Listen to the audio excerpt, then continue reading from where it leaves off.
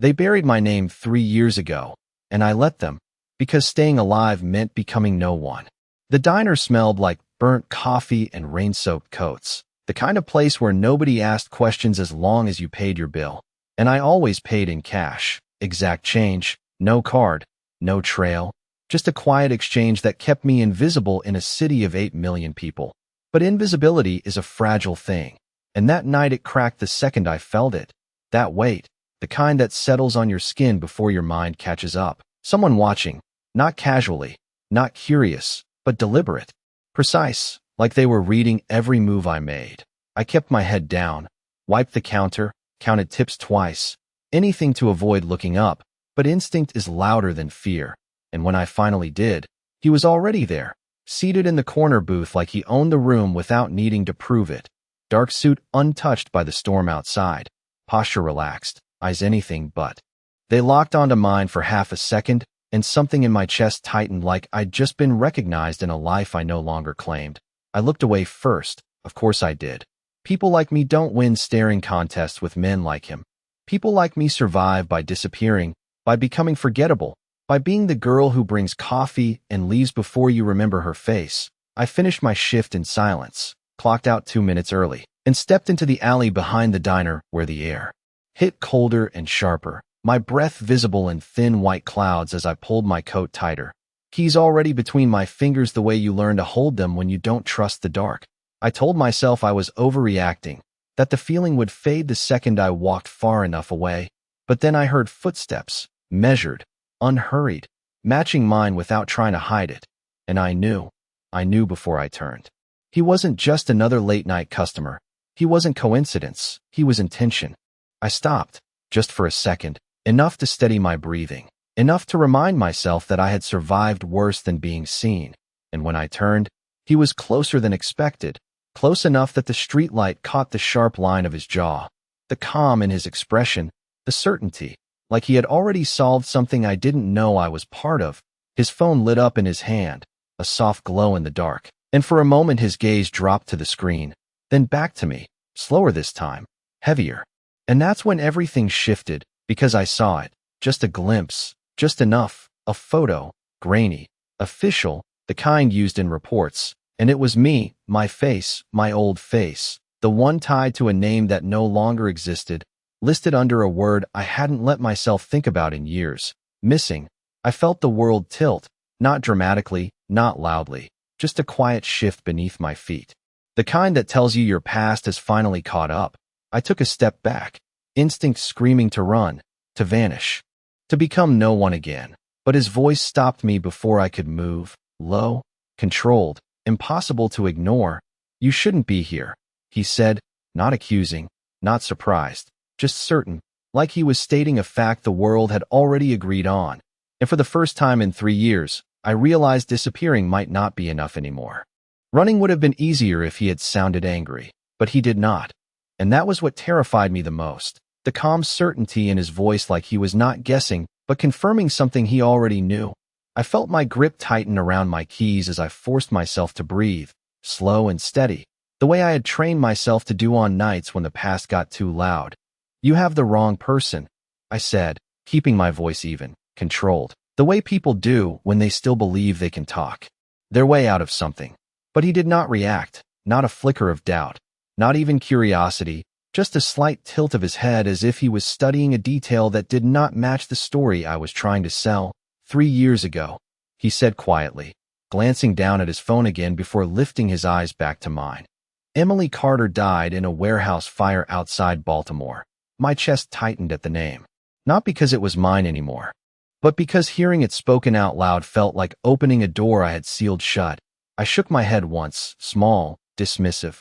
I think you should leave, I replied, already stepping back, already calculating distance, exits, shadows, the things that had kept me alive this long. But he moved just enough to close that space without touching me, never touching, and somehow that made it worse. You stopped using your name. You stopped using cards. You stopped existing on paper, he continued, his voice low enough that anyone passing by would hear nothing but a normal conversation. But patterns do not disappear, they just change. I swallowed hard, forcing my expression to stay neutral even as my pulse began to race. He should not know this. No one should know this. I had been careful, obsessive, every move calculated, every risk measured. I do not know what you think you saw, I said, but the words sounded thinner now. Weaker, like they were already losing weight in the air between us. His gaze did not soften, but it shifted, something sharper, more focused, like I had just confirmed the one detail he needed. I saw a ghost, he said, and for a second the world went quiet. Not the city, not the distant hum of traffic or the soft drip of rain from the fire escape above us, but something inside me, something that had been holding everything together suddenly went still, and ghosts do not pay in cash. He added, almost to himself. I felt it then, the edge of something closing in, not physical, not immediate, but inevitable, like the moment before a storm breaks when the air gets too heavy to ignore. I turned, not running, not yet, but moving with purpose toward the street where light and people meant space, meant options. But his voice followed me, steady, unhurried. If I found you, he said, others can too. I stopped before I could help it, the words landing exactly where they were meant to, because that had always been the fear, not being seen, but being found by the wrong people. I turned back slowly, hating that he had that power, hating that he was right. What do you want? I asked, and there it was, the shift, the moment where control slipped just enough to matter. His expression did not change, but something in his eyes settled, like a decision had been made long before I asked the question. To understand why someone who is supposed to be dead is working 12-hour shifts in a diner and pretending she is invisible. He replied.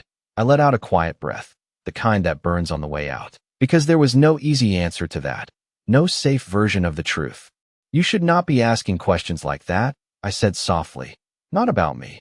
He stepped closer then, just one step, but it erased the distance I had been clinging to. In my city, he said, his voice dropping just enough to feel like a warning wrapped in something else, something heavier. There is no one I cannot find. I held his gaze for a second longer than I should have, long enough to realize this was not a threat. It was a fact, and facts are harder to escape than fear. Then maybe you should forget you saw me, I whispered, but even as I said it, I knew it was already too late, because men like him did not forget, and the way he looked at me now, like I was a problem he had decided to solve, told me one thing I could not ignore. I was not disappearing again, not this time, not from him. I should have left right then, turned the corner, disappeared into the subway like I had done 100 times before, but something in the way he stood there, completely unhurried, completely certain, made it feel pointless, like running would only prove his point, like I was already caught in something I did not understand yet. So instead I stayed, just long enough to make a different choice. You do not understand what you are stepping into, I said quietly, my voice steadier than I felt. Because fear only gives power to the wrong people, and I had spent 3 years learning how to survive without giving anything away. But he did not step back, did not hesitate. If anything, he seemed more focused now, like every word I spoke was another piece of something he had already started putting together. Then explain it, he said, simple, direct, like the truth was something he expected, not something he had to earn. I let out a small breath, shaking my head once. People who ask questions about things that are meant to stay buried do not get answers. They get consequences. The word hung between us longer than I intended, heavier, more honest than anything else I had said so far, and for the first time, something shifted in his expression, not fear, never that, but recognition, like he finally understood the shape of what he was dealing with. You are not hiding from the law, he said slowly, more to himself than to me. You are hiding from someone who does not need it. I did not answer, because silence is safer than confirmation, but silence is also its own kind of truth, and he read it exactly the way I knew he would. I saw it in his eyes, that final piece locking into place, the moment curiosity turned into something else, something more dangerous, intent. Then you staying here, he continued, his voice lower now, more deliberate, is not just risky. It is impossible. I almost laughed at that, not because it was funny, but because it was so completely wrong. I have been here for 8 months, I replied. Same job, same apartment, same routine. If I was that easy to find, I would not be standing here. He watched me for a second longer, And then something unexpected happened. The corner of his mouth shifted. Not a smile, not warmth, but something close to understanding. You are standing here because whoever you are hiding from believes you are already gone, he said, and the accuracy of it hit harder than anything else, because that had been the only reason any of this worked. I had not just disappeared. I had been erased, documented, confirmed, closed, a file marked finished. You should walk away.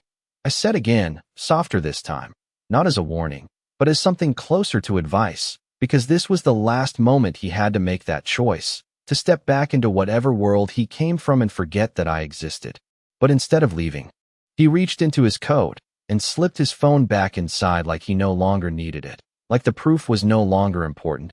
You are right about one thing, he said, taking another step closer, close enough now that I could see the details most people would miss. The faint line of a scar near his collar, the stillness in his breathing, the way nothing about him felt accidental. This is not something I should be involved in. I felt my shoulders relax just slightly, the smallest shift, the kind that comes when a threat begins to retreat. But it did not last, because he continued, which is exactly why I am not walking away. The air between us changed again, heavier, more certain, like a door had just closed behind me, and I had not even heard it. You do not get to make that decision, I said, sharper now, because this was no longer about curiosity or chance. This was about control, and I had fought too hard to keep mine, in my world. He replied, calm as ever. I make every decision that matters. I met his gaze, refusing to look away this time, refusing to give him that advantage again. Then this is not your world, I said, and for a second, just 1 second, something unreadable passed through his eyes, something deeper than confidence, something closer to challenge. Everything inside this city is my world, he answered quietly. And that was when I realized the truth I had been trying to ignore since the moment I saw him. This was not random. This was not bad luck. This was the worst kind of coincidence, the kind that is not coincidence at all, because out of everyone who could have noticed me, out of everyone who could have seen through the cracks, it had to be him, the one man who did not miss anything, the one man who would not stop looking once he started. And as I stood there in the cold alley, staring at someone who had already decided I was not allowed to disappear again, I understood something I had not let myself believe until now. I had not been found by danger. I had been found by someone powerful enough to stand in front of it, and I still did not know which one was worse. I told myself that power always came with a cost, but standing there in that narrow alley, I could not tell if he was the cost or the consequence, and the difference mattered more than anything else, because one you could avoid, the other you had to survive. If everything in this city belongs to you, I said quietly, forcing my voice to stay level, then you should know when something is not yours to touch. His gaze did not shift, did not waver. It held steady like a line drawn in place long before I stepped into it. You are not something, he replied, calm and precise. You are a question. I felt that settle in my chest, heavier than it should have been, because questions lead to answers, and answers were the one thing I could not afford anymore. And I do not leave questions unanswered, he added, and there it was again, that quiet certainty that made it clear this was no longer a conversation. It was a decision already made. I exhaled slowly, my breath visible in the cold air between us, trying to think past the noise building in my head, the instinct to run, to vanish, to become nothing again. But something inside me resisted, something tired of running, tired of starting over, tired of being erased just to stay alive. You think you are helping, I said, meeting his eyes fully now. But you are not. You are making this worse. For a moment, just a moment, something flickered in his expression, not doubt, but awareness, like he was weighing the truth of that against something only he understood. Worse for you, he said, or worse for them. The question landed sharper than anything before it, because it cut through the surface and reached for something deeper, something I had buried too carefully to name.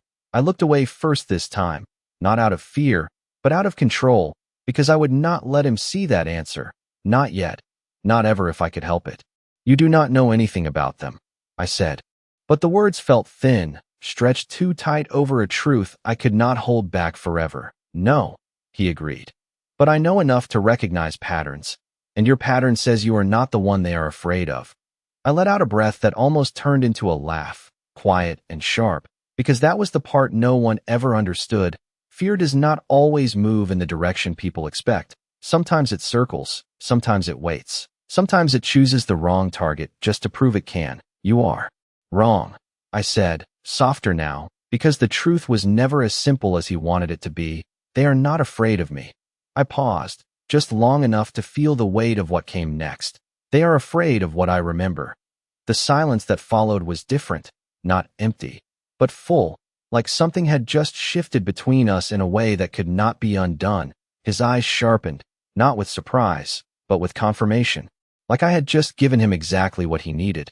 Then you are not just a ghost, he said slowly. You are evidence. I felt my pulse spike at that, the word hitting harder than it should have, because evidence does not disappear quietly. Evidence gets found, used, erased, depending on who reaches it first. And suddenly this was not about being seen anymore. It was about being claimed. You should not say things like that out loud, I whispered, my voice barely carrying in the cold air, because words have a way of becoming real once they are spoken, and I had spent 3 years making sure mine never did. You should not be standing in an alley telling a stranger the truth, he replied, just as quietly. And the way he said stranger made something twist in my chest, because he was right. I had not planned this, had not prepared for this, and that meant I was already losing control. I straightened slightly, forcing myself back into the version of me that survived. The one who did not hesitate, who did not explain, who did not stay. This conversation is over, I said firmly, turning toward the street again, this time not waiting, not pausing, just moving, because staying meant risk, and risk was something I had learned to eliminate. But his voice followed me one last time, steady, unshaken. It is not over, he said, and I stopped despite myself, the words catching somewhere deeper than logic, deeper than instinct. Because now I know what you are. I turned slowly, meeting his gaze one more time, bracing for whatever came next. But what he said was not what I expected, and that means I know what they will do when they realize you are still alive. The air seemed to still around us, the noise of the city fading just enough to make that moment feel too clear, too sharp, like a line drawn between what was and what was coming. You think you can disappear again, he continued, his voice lower now, almost thoughtful. But you already made the one mistake that matters. My chest tightened. Not because I did not understand, but because I did, completely. You stayed, he finished, and as the words settled into the space between us, I realized he was not wrong. Because for the first time in 3 years, I had not run. I had not vanished. I had stayed long enough to be seen, and that meant whatever came next was not chasing a ghost anymore. It was coming for someone real. For 3 years, I survived by leaving before anyone could remember my face. But that night, I stayed. And staying changes everything in ways you cannot undo. I felt it the second his words settled, that quiet shift inside me that said this was no longer about if something would happen, but when. I turned away again, this time forcing my feet to keep moving. Each step steady, even as my pulse climbed higher, faster, louder, like it was trying to warn me that the line I had just crossed could not be stepped back over. The street ahead was brighter, louder, safer in the way crowded places pretend to be, and I told myself that once I reached it, once I blended in, this would end. He would let it go. He would return to whatever world he ruled, and I would go back to being no one. But deep down, I already knew that was not how this worked. Men like him did not let go of things that interested them, and I had just become something he could not ignore. You walk away now, he said behind me, not raising his voice, not chasing, just stating it like a condition, like a rule. And you are walking into a problem you cannot see yet. I kept going for 3 more steps, forcing myself not to react, not to turn, because reacting meant acknowledging, and acknowledging meant giving him control. But then I slowed, just slightly, just enough to show that I had heard him, because ignoring the truth does not make it disappear. It just makes it harder to survive. I stopped at the edge of the alley where the light from the street cut across the ground in a clean line. 1 step forward, and I would be back in the world where people did not look twice. 1 step back, and I would be standing in his. And for a second, just 1 second, I stood right in between, suspended in a choice I did not want to make. You do not know what is coming, I said without turning around, my voice low, controlled, because fear is something you manage, not something you show. I know enough, he replied. Closer now, though I had not heard him move. And enough is always earlier than too late. I let out a slow breath, my fingers tightening around the keys still pressed between them, grounding myself in something real, something simple. You think this is something you can handle, I said, finally turning back to face him. But you are not part of this, and the moment you make yourself part of it, you do not get to step out again. He studied me for a moment, longer this time, like he was measuring the weight of what I was saying against something internal, something fixed. I do not step out, he said simply, and the certainty in that answer made something in my chest twist, because it was not arrogance, it was experience, the kind that comes from never having to retreat, never having to disappear, never having to become less just to stay alive. Then you do not understand, I said, shaking my head once. Because this was the part no one ever understood. The part that made survival possible. Sometimes staying is what gets you found. Silence followed. Heavier now. Not empty, but filled with something building. Something inevitable. And then he said something that made everything else fade for a second. You were not found because you stayed, he said quietly. You were found because someone started looking. My stomach dropped at that. Not visibly. Not enough for him to see, but inside. Something shifted hard enough to matter, because that changed everything. That meant this was not just chance, not just him noticing something out of place. It meant there was already movement, already attention, already a direction pointed straight at me. That is not possible, I said, but the words came out slower than I wanted, less certain, because I knew better than to trust the word impossible. Impossible is just something that has not happened yet. Everything is possible when someone with the right resources decides it is, he replied. And there it was again, that quiet certainty that made it clear he was not guessing. He was connecting something I had not seen yet, something I had not prepared for. I took a step back without meaning to, my mind already racing through every precaution I had taken, every pattern I had broken, every trace I had erased, trying to find the crack I must have missed. Who was looking? I asked before I could stop myself, and the second the question left my mouth, I knew I had made another mistake, because now I was not just reacting, I was engaging, I was stepping into the space he controlled. His eyes sharpened slightly, just enough to confirm what I already knew. I had given him something.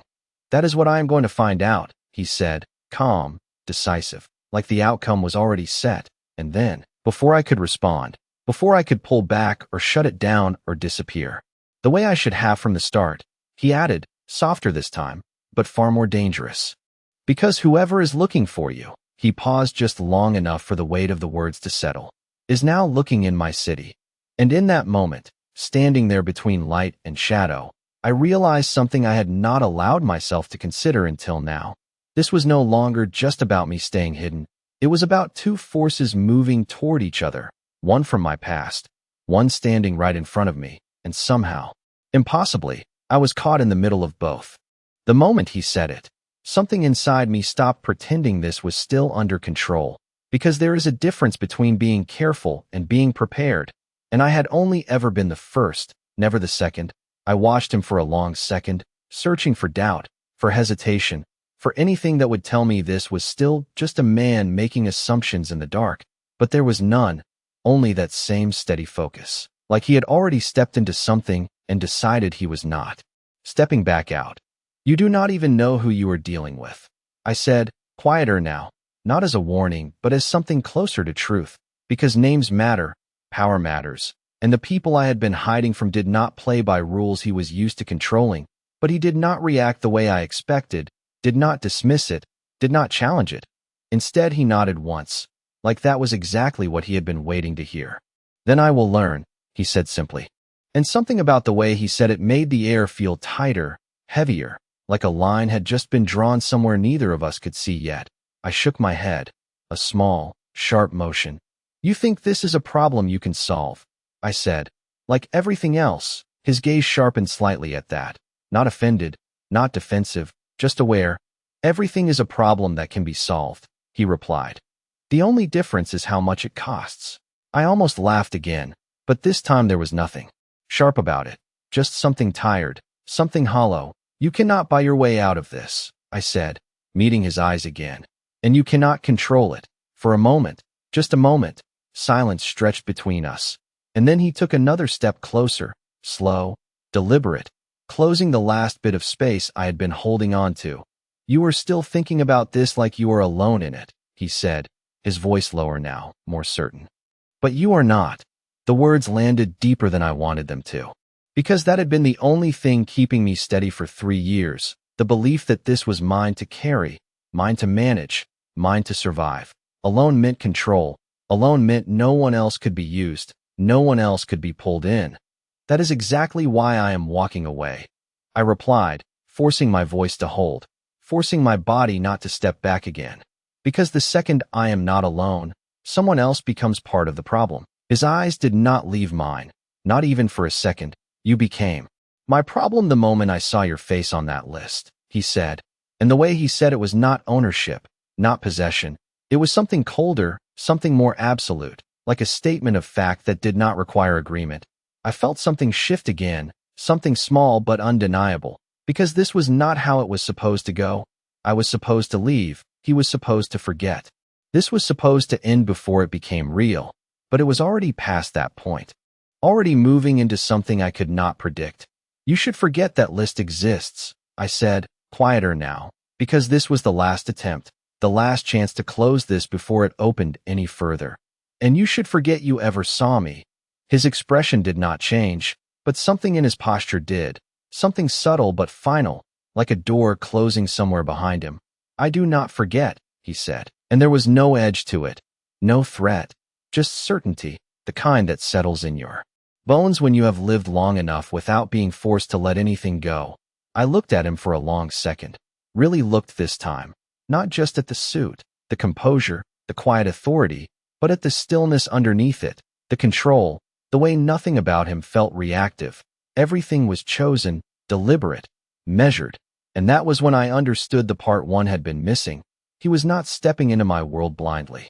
He was stepping into it because he believed he could reshape it, bend it, make it fit into something he already understood, and that made him more dangerous than anything else I had been running from, because he would not stop until it made sense to him. Then you are making a mistake, I said finally, not trying to convince him anymore, just stating the truth as I saw it. Because some things do not make sense no matter how long you look at them. He held my gaze, unshaken, and for the first time since this started, something almost human crossed his expression, not softness, not sympathy, but something closer to recognition, like he understood exactly what I meant and had already decided it did not matter. Then I will not look for sense, he said quietly. I will look for the outcome. The words settled heavily between us, because outcomes are final. Outcomes do not leave room for escape or reinterpretation. Outcomes end things. And I had spent 3 years avoiding exactly that. I took a slow breath, feeling the cold air fill my lungs. Steadying myself the only way I knew how. You do not get to decide the outcome, I said. But even as the words left my mouth, they felt weaker than before, less certain, because something had already shifted too far to pull back. His gaze did not waver. No, he said, calm as ever. But I do decide what happens next. And as the weight of that settled in, I realized that whatever was coming, whatever had already started moving in the dark beyond this moment, I was no longer the only one, bracing for it. And somehow, that made everything more dangerous, not less. The worst part about losing control is not the moment it happens. It is realizing it happened before you even noticed, and standing there in that narrow space between the alley and the street. I felt it settle in fully for the first time, not as fear, not as panic, but as something colder, something clearer. This was no longer just my situation. It had become something else entirely, something shared, and that made it unpredictable in ways I could not manage. I studied him again, really studied him, trying to understand the kind of man who would step into something like this without hesitation, not for money, not for obligation, but because he decided to, because he saw something and chose not to look away. You still think you can control this, I said, my voice quieter now, less resistance, more observation, because denying it was no longer useful. He did not answer right away. And that pause told me more than any words could. He was not thinking about whether he could control it. He was deciding how. Control is not the point. he said finally, his tone even, measured. Timing is. I frowned slightly, the word landing differently than I expected. Timing. I repeated, not as a question, but because I needed to hear how he meant it. His gaze shifted briefly past me toward the street, then back again, like he was already mapping something beyond this moment. Whoever is looking for you has not reached you yet, he said, which means there is a gap, and gaps can be used. I felt something tighten in my chest at that, because he was right again, and I hated how easily he saw it. How quickly he turned something I had treated as survival into something strategic, something actionable. You are talking like this is a game, I said, sharper than before, because that was the line I could not let him cross. This was not something you played with, not something you maneuvered around for advantage. This was something you endured, something you outlasted.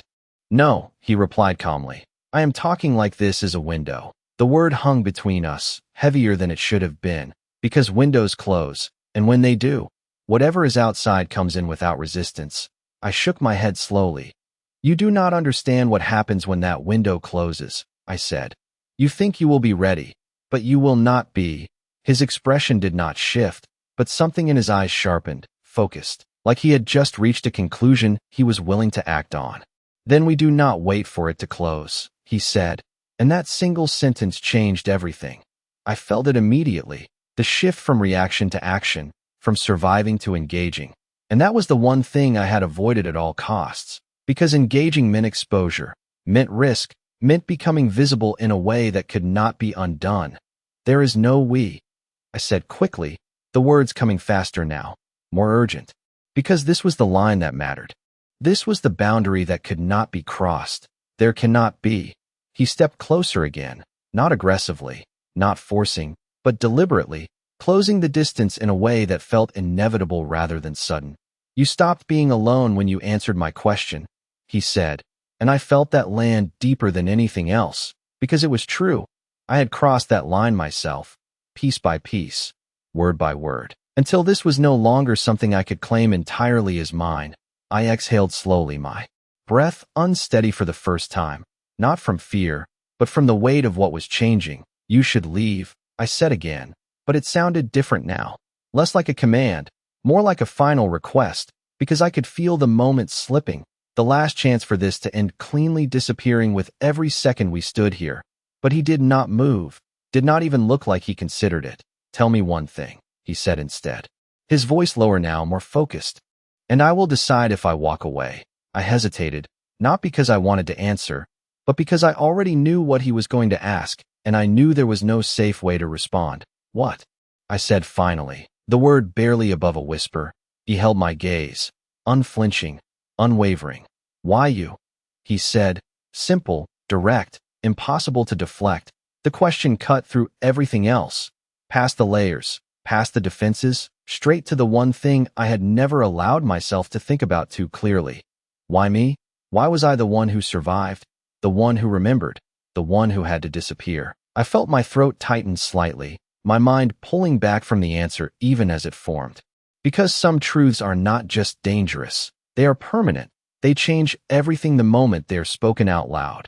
Because I was there, I said finally, the words quiet, controlled, but carrying more weight than anything else I had said. His eyes did not leave mine, and I could see it. The moment he understood what that meant.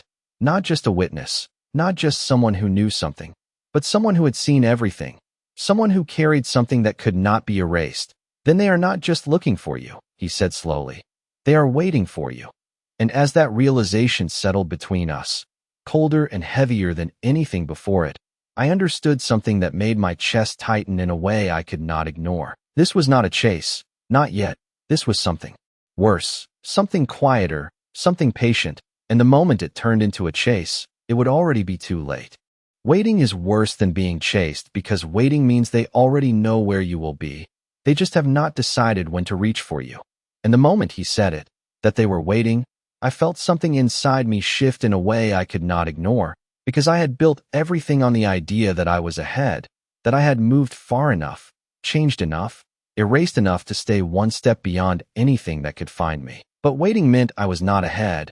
I was exactly where they expected me to be, just not yet where they needed me. I held his gaze for a long second, longer than I should have, because looking away felt like giving in to something I was not ready to accept. You are wrong, I said quietly, but the words did not carry the same weight as before, not because I did not believe them, but because I was no longer certain they were enough. He did not argue, did not push, and that was worse. Because silence from someone like him meant he was already moving past the point of debate, already shifting into something else, something more decisive. If they are waiting, he said after a moment, his voice calm, controlled, then they expect you to stay exactly as you are. I felt my fingers tighten again around the keys in my hand, grounding myself in something physical, something real. That is the point, I replied. Routine is how you survive. Patterns that do not change, nothing that stands out, nothing that draws attention. He studied me for a second, and then shook his head slightly, just enough to show he disagreed. Routine is how you become predictable, he said, and the simplicity of that statement hit harder than anything else, because it was not new information. It was something I had known, something I had chosen to accept because the alternative was worse. Unpredictability creates risk, and risk gets you noticed. But now, standing here, hearing it from someone who did not live by hiding, it sounded different. It sounded like a weakness instead of a strategy. You think changing now will fix that? I said, a slight edge returning to my voice, because this was the part where people made mistakes, sudden shifts, sudden movement. That is what gets attention. That is what draws eyes. No, he replied. I think doing nothing will make it easier for them. The words settled heavily between us, because doing nothing was exactly what I had been doing, day after day, shift after shift, blending in, staying small, staying quiet, believing that was enough. I looked past him for a moment, toward the street, toward the passing headlights and the distant movement of people who had no idea how close they were to something they would never understand. And for the first time in a long time, I felt uncertain, not about what had happened, not about what I had done, but about what came next. You are asking me to change everything, I said slowly, bringing my focus back to him, because that was what this really was, not a suggestion, not a theory, but a shift in survival. He did not hesitate. Yes, he said. And there was no hesitation, no doubt, just that same quiet certainty that made everything feel more real than I wanted it to be. I let out a breath I did not realize I had been holding, my mind already racing through the implications, the risks, the consequences of stepping away from the one thing that had kept me alive this long. And if you are wrong, I said, meeting his eyes again, then I lose the only advantage I have left. He did not look away, did not soften, but something in his expression shifted, something sharper, more focused. If I am right, he replied, you keep your life. The simplicity of it cut through everything else, because it reduced everything down to a single outcome. Not comfort, not control, just survival. And survival has always been the only thing that mattered. I stayed quiet for a moment, letting that settle, letting the weight of it sink in, because once I made this choice, there would be no going back to what I was before, no returning to the version of me that moved unnoticed through the edges of the city. You still have not answered the one question that matters, I said finally, my voice steadier now, not because I felt in control again, but because I had accepted that I was not his. Gaze did not shift. Which one? He asked, and I held his eyes, not looking away this time, not breaking, because this was the point where everything either held or fell apart. Why do you care? I said, the question quiet but direct, because nothing he had done so far made sense without an answer to that. He was not involved. He was not threatened. He had nothing to gain from this that I could see. And people like him do not move without reason. He was silent for a second, just long enough to make me think he would not answer, just long enough to remind me that he did not owe me anything. And then he spoke, his voice lower now, but no less certain, because someone turned you into a ghost, he said.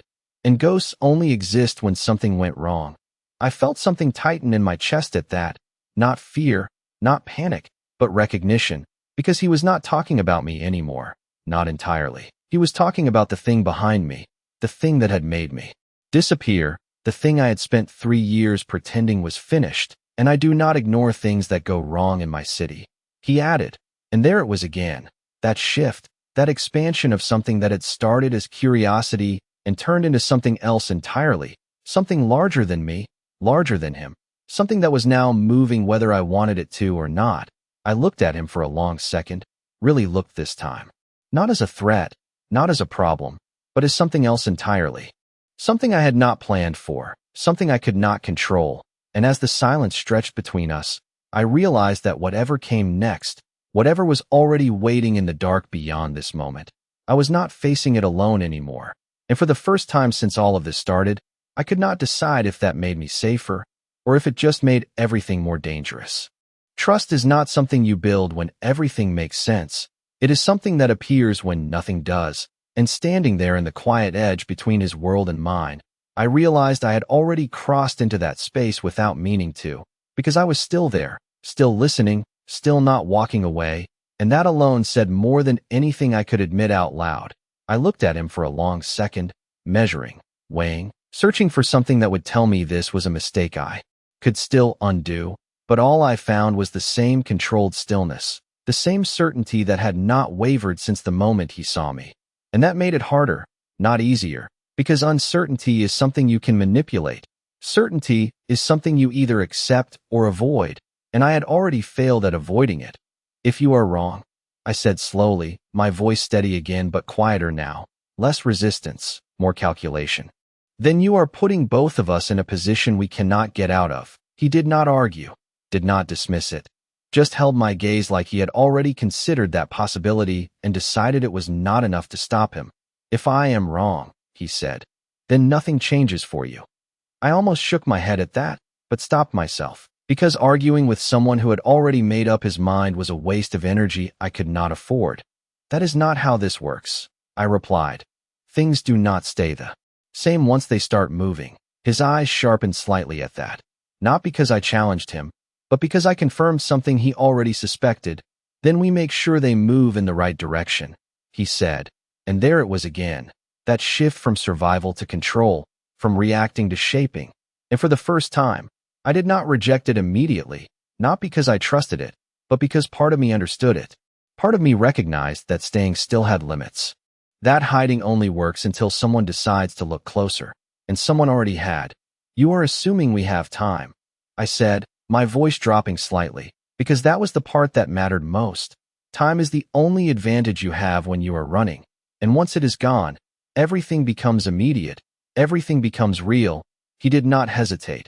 We do, he said, and the confidence in that answer made something tighten in my chest again, because confidence like that does not come from guessing, it comes from knowing something I did not. How? I asked before I could stop myself, and the second the word left my mouth, I knew I had crossed another line, because now I was not just listening. I was asking. I was stepping further into something I had been trying to stay outside of. His gaze did not shift, but something in his posture settled, like that question had confirmed what he needed, because if they had reached you, he said calmly, you would not still be working 12-hour shifts and walking home alone. The logic was simple, clean, undeniable, and I hated how much sense it made, because it meant there was still a gap, still a moment where things had not closed in completely, and that moment could be used or wasted. I exhaled slowly, my breath steadying again as my mind adjusted, shifting from instinct to analysis, from fear to something sharper, more focused. And you think you can use that? I said, not as a challenge, but as a statement, because that was what this had become, a question of strategy, not just survival. I know I can, he replied, and for the first time, something in his voice changed, not louder, not harsher, but more defined, like the decision had fully taken shape, like this was no longer a possibility, it was a direction. I studied him again, seeing him differently now, not just as a man who noticed too much, but as someone who acted on it without hesitation, someone who did not wait for certainty before moving, and that made him unpredictable in a way I was not used to, because I had built my survival on predicting others, on reading patterns and staying just outside them. But he did not follow patterns the way others did. He created them. You still have not told me your name, I said suddenly, the thought surfacing without warning, because names matter, names define. And if I was going to be pulled into something with him, I needed to know what I was dealing with. He did not answer right away, just watched me for a second, like he was deciding whether that mattered. And then he spoke, calm, simple, Adrian. The name settled between us, heavier than it should have been, because it was not just a name, it was a presence, something that carried weight without needing explanation. And you already know mine, I added quietly, not as a question, not as an invitation, just as a fact, because that part could not be undone. He nodded once. Emily, he said, and hearing it again, from him, in this moment, felt different, not like a ghost of something lost, but like something being brought back into focus, something real again in a way I had not allowed for years. Silence followed, not empty this time, but full, like everything had shifted just enough to change what came next. And as I stood there, looking at a man who had just stepped into my life without permission and refused to step back out, I realized something I could not ignore anymore. I had spent 3 years trying not to exist, but standing here now, being seen, being named, being pulled into something I could not control, I was not invisible anymore. And that meant whatever came next would not be about hiding. It would be about surviving something that was already beginning. Names have power, not because of what they are, but because of what they connect you to. And hearing him say mine, hearing Emily spoken like it still belonged to someone real, something inside me shifted in a way I had not prepared for, because I had spent years disconnecting from it, turning it into something distant, something that no longer had weight. But standing here, with him looking at me like I was not a ghost, like I was something that could still be traced, still be found, it felt different, it felt dangerous. I forced myself to breathe evenly, pushing that feeling down before it could turn into something I could not control.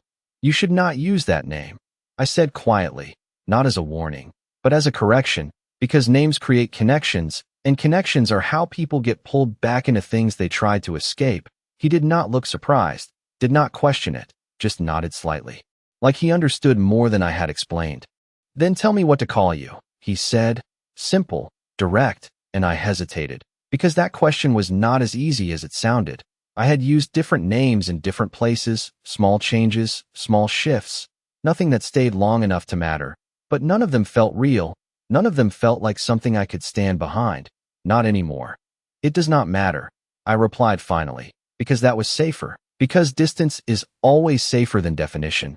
But his gaze did not shift, did not accept that answer the way most people would. It matters if I am supposed to help you stay alive, he said, and the way he said it, calm, certain, like it was already decided, made something in my chest tighten again, because this was no longer a question of if he was involved. It was how much. I looked at him for a long second, weighing the risk, because giving him a name, any name, meant giving him something to hold on to, something that made this real in a way I could not take back. But not giving him one meant losing control in a different way.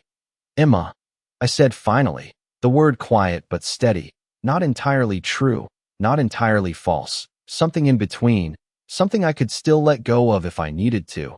He nodded once, accepting it without comment, without question, like the details did not matter as much as the fact that I had answered it all. And that told me something I had not fully realized until now. He was not collecting information for its own sake. He was building something, piece by piece, decision by decision. Emma, he repeated, and hearing it from him felt different than when I said it myself, more solid, more defined, like it had weight now, like it existed in a way that could not be ignored. I pushed that thought aside quickly, focusing on what mattered. If you are going to be involved in this, I said, my voice more controlled now, more deliberate, then you need to understand something. He did not interrupt, did not rush. Just watched me like he was already prepared to listen. There are no second chances with this, I continued. You get one decision, one move, and if it is wrong, you do not get to fix it later. The words came out sharper than I intended, but I did not pull them back, because they were true, because this was not something you adjusted as you went. This was something that either held or broke completely. He considered that for a moment, not dismissing it, not pushing past it, and that alone made me pause, because most people either underestimated it or avoided it, but he did neither. Then we do not make a wrong move, he said finally, and the simplicity of it almost made me shake my head again. But I stopped myself, because he was not saying it like it was easy. He was saying it like it was expected, like failure was not part of the equation he was working with. You still think this is something you can plan? I said, softer now, not arguing, just stating what I saw. And maybe it is, for you, but not for me. His gaze held steady, unshaken. "Then you follow my plan," he said. And there it was, clear, direct, impossible to misunderstand. I felt something inside me resist immediately, instinctive, automatic, because following someone else's plan meant giving up control, and control was the only thing that had kept me alive this long. "I do not follow anyone," I replied, the words firm, immediate, because that line mattered more than anything else. But he did not react the way I expected, did not push, did not challenge, just watch me for a second longer, like he was adjusting something internally. "Then we adapt it," he said. And that was different. Not control, not dominance, but something else, something more flexible, more strategic, and that made it harder to reject, because it was not taking anything from me. It was offering something instead. I stayed quiet for a moment, letting that settle, letting myself consider it in a way I had not allowed before, because this was no longer just about staying hidden. It was about what came next, about what I would do if staying hidden was no longer enough. "What is your plan?" I asked finally, the words quieter now, not because I trusted him, but because I understood that not asking was no longer an option. His expression did not change, but something in his eyes sharpened slightly, like this was the moment he had been moving toward since the beginning. "First," he said, his voice calm, controlled, "you stop being predictable." The words settled into place, simple, direct, and far more complicated than they sounded, because changing meant risk, meant exposure, meant stepping into something I had spent years avoiding. "Second," he continued, "you do not go home tonight." My breath caught slightly at that. Not visibly, not enough for him to see, but enough for me to feel it, because that was not just a suggestion, that was a shift, a break in the only pattern that had kept me grounded. "And third," he added, his gaze locking onto mine in a way that felt final, like this was the point where everything either aligned or fell apart. "You trust me long enough to stay alive." And as the words settled between us, heavy and undeniable, I realized that this was it, the moment where everything changed, because trusting him, even for a second, even for a reason, meant stepping into something I could not fully control. And for the first time in 3 years, I did not know if holding on to control was the thing that would save me, or the thing that would get me found. Trust is not a decision you make once. It is something you choose again every second you do not walk away. And standing there with his words still settling in the air, I realized that was exactly what he was asking for. Not belief, not loyalty, just time. Just enough for his plan to work. And somehow that made it harder, not easier, because time is the one thing I had learned to protect above everything else. I looked at him, really looked this time, searching for hesitation, for doubt, for anything that would tell me this was a risk I could not take. But there was none, only that same steady focus, like he had already calculated the outcome and was simply waiting for me to catch up. "You are asking me to give up the only thing that has kept me alive," I said quietly, my voice steady but lower now, because this was no longer about arguing. It was about understanding what I was about to lose. He did not interrupt, did not dismiss it, just watched me like he knew exactly what that cost meant. "I am asking you to change it before it stops working," he replied, and the clarity of that answer made something in my chest tighten, because deep down, I already knew he was right. Routines only protect you until they become patterns someone else can read, and someone already had. I exhaled slowly, the cold air sharp in my lungs, grounding me in the moment, in the choice I was about to make. "And if I say no?" I asked, not because I needed the answer, but because I needed to hear it, needed to understand exactly where this path ended. His gaze did not shift, not even slightly. "Then you walk away," he said, "and I will still look into who is searching for you." I frowned slightly at that, the words landing differently than I expected. "Why?" I asked, more direct this time, because that did not make sense, not completely. He had no reason to continue if I was not part of it, no reason to stay involved if I chose to leave. But he did not hesitate. "Because it is already in my city," he said simply. And there it was again, that line he had drawn from the beginning, not about me, not entirely, but about something larger, something he had decided to own the moment it crossed into his world. I let that settle for a second, realizing that even if I walked away now, even if I disappeared the way I was supposed to, this would not stop, it would not end, it would just continue without me having any control over it at all. And that thought, more than anything else, made the decision heavier, because at least standing here, at least being part of it, gave me a chance to influence what happened next. I shifted my weight slightly, feeling the tension in my shoulders, the quiet exhaustion of carrying something alone for too long. And for the first time, I let myself consider what it would mean to not carry it alone, not completely. If I do this, I said slowly, meeting his eyes again, if I follow your plan, even part of it, you do not get to control everything. The words came out firm, deliberate, because this was the line I could not let go of. This was the piece of myself I had to keep.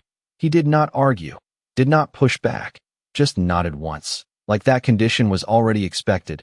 I do not need to control everything, he said. I only need to control enough. The answer was not comforting, but it was honest, and somehow that mattered more.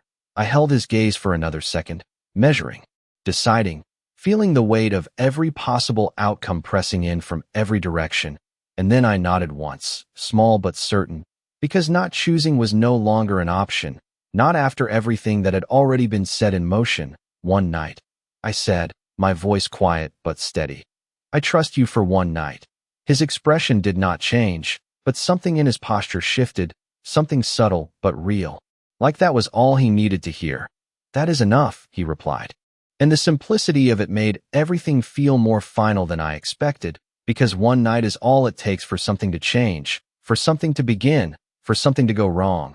I glanced toward the street again, toward the life I had been living just minutes ago, the routine, the predictability, the quiet invisibility that had kept me safe. And for the first time, I knew I was stepping away from it. Not permanently, maybe, but enough to matter, enough to change the direction of everything that came after. Then tell me what happens next, I said, turning my attention back to him. Fully now, no hesitation left in the movement. Because once you step into something like this, hesitation only slows you down. His gaze locked onto mine, steady, certain, like this was the moment everything had been building toward. Next, he said calmly, you stop thinking like someone who is hiding. The words settled in deeper than I expected, because that was not just a change in action.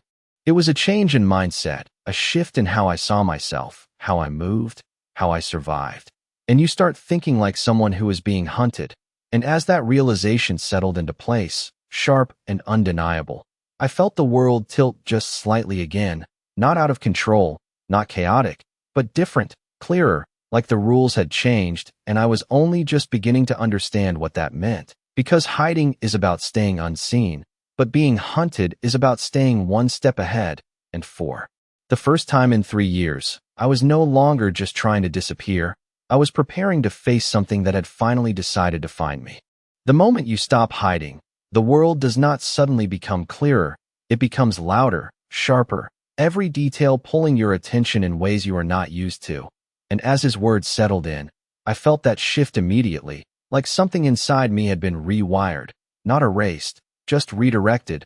I was still the same person who had survived for 3 years by staying invisible, but now I was looking at everything differently, not as places to disappear into, but as spaces that could expose me if I was not careful.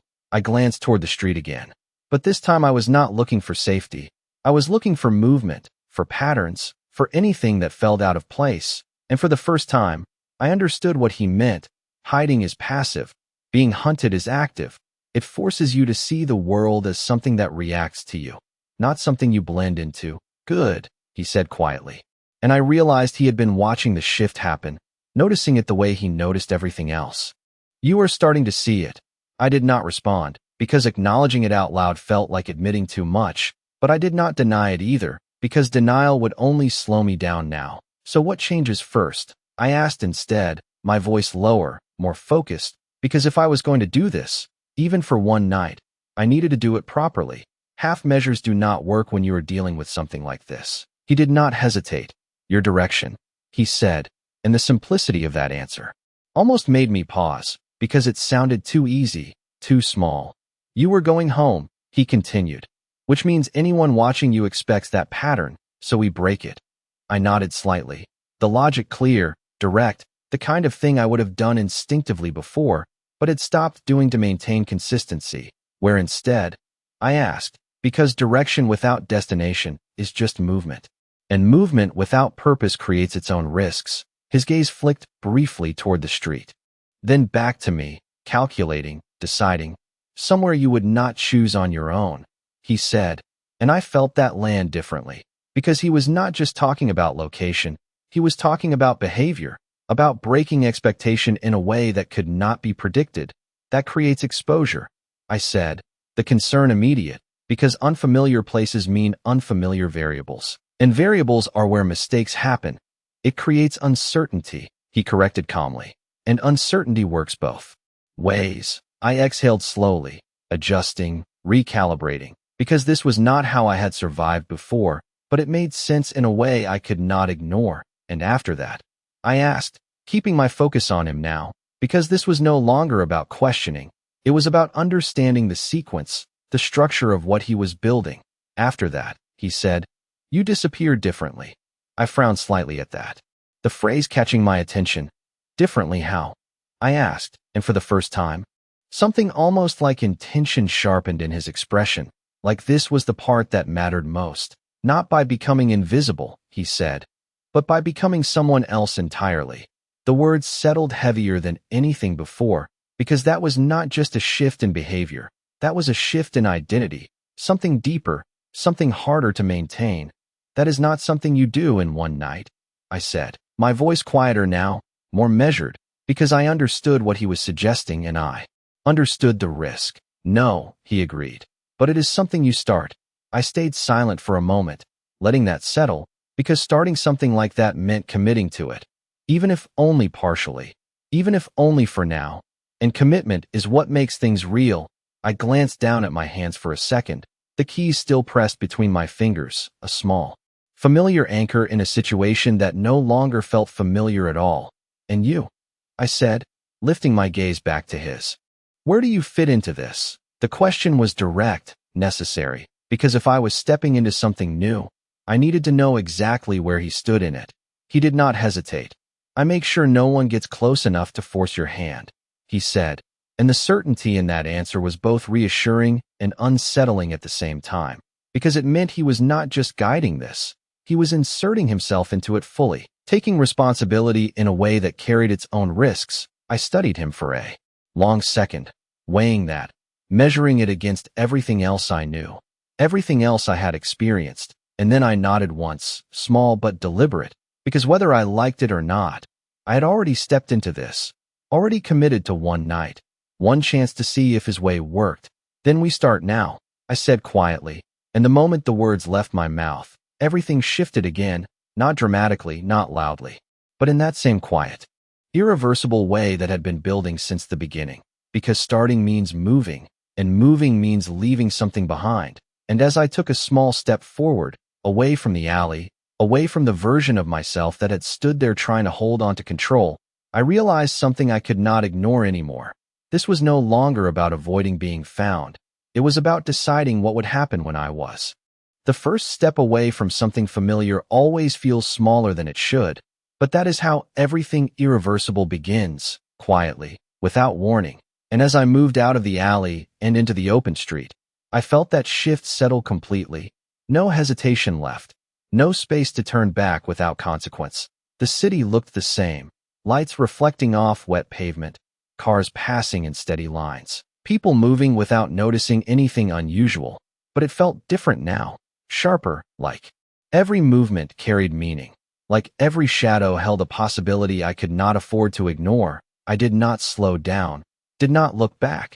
Because that was part of the change. Part of stepping into something instead of away from it.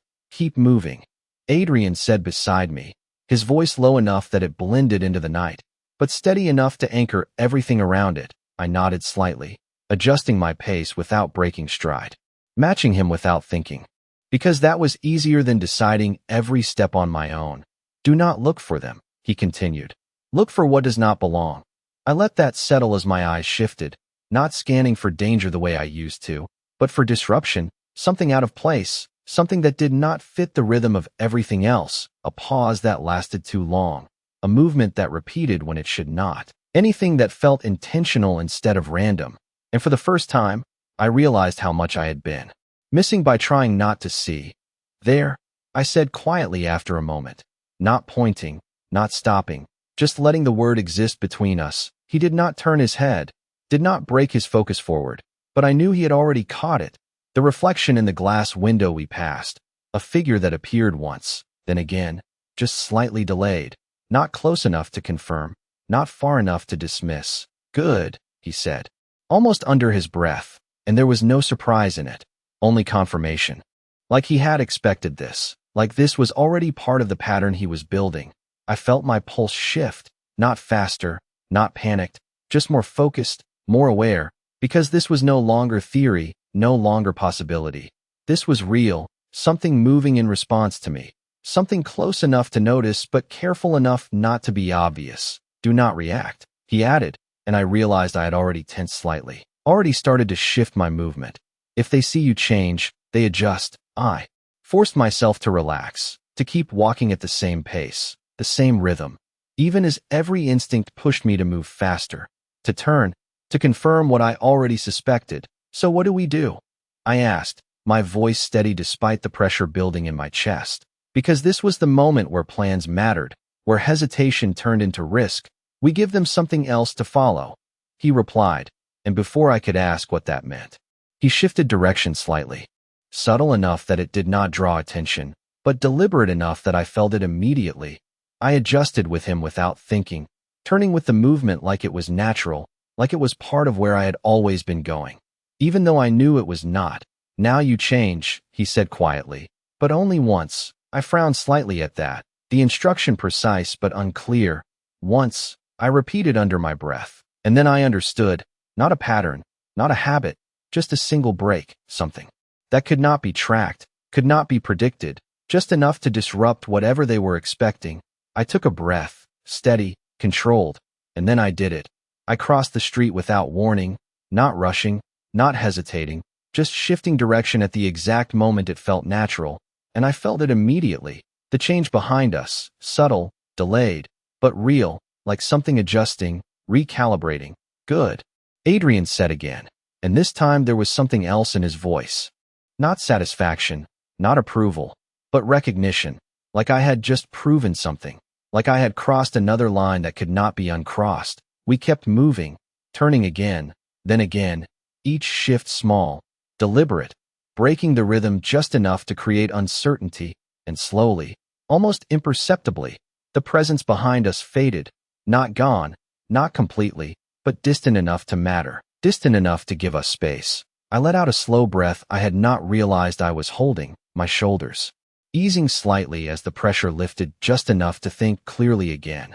They are still there, I said quietly, not a question, just a fact, because something like that does not disappear completely, not this quickly, for now, he replied, and the way he said it told me everything I needed to know. This was not over. This was not finished. This was just the beginning of something that had already been set in motion.